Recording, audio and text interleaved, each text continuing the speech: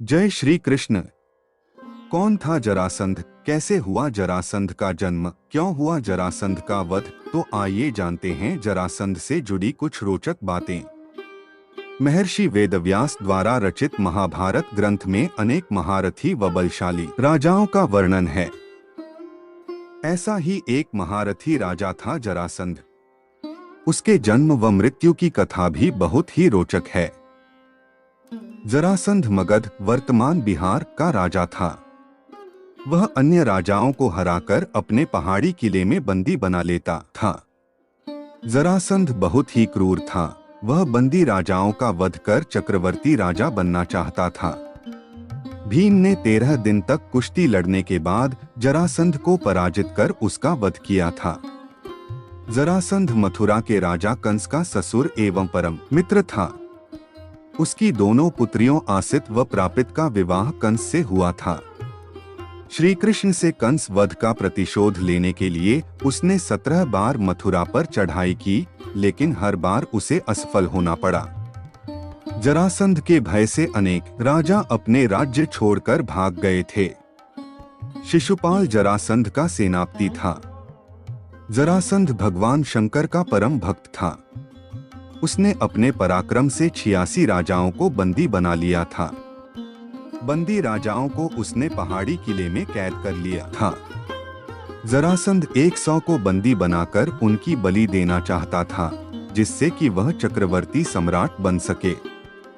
मगध देश में बृहद्रथ नाम के राजा थे।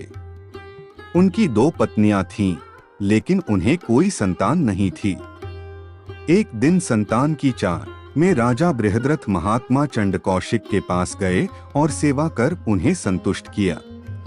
प्रसन्न होकर महात्मा चंड कौशिक ने उन्हें एक फल दिया और कहा कि ये फल अपनी पत्नी को खिला देना, इससे तुम्हें संतान की प्राप्ति होगी।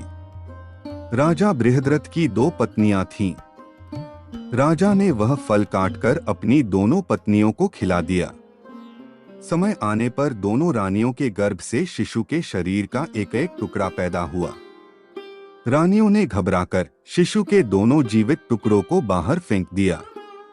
उसी समय वहां से एक राक्षसी गुजरी।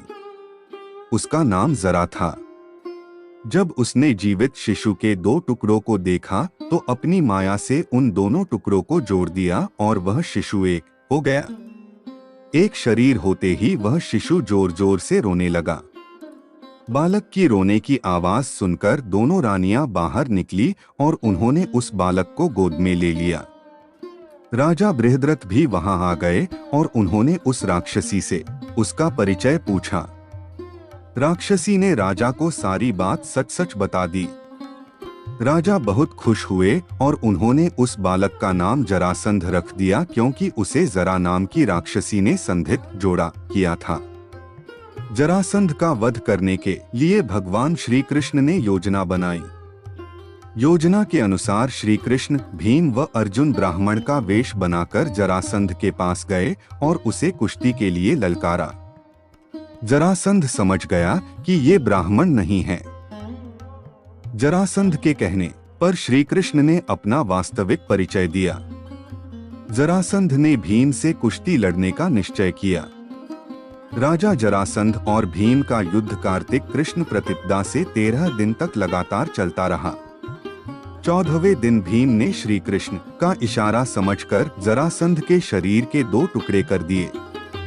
जरासंध का वध कर भगवान श्री कृष्ण ने उसकी कैद में जितने भी राजा थे सबको आजाद कर दिया और कहा कि धर्मराज युधिष्ठिर चक्रवर्ती पद प्राप्त करने के लिए राजसूय यज्ञ करना चाहते हैं।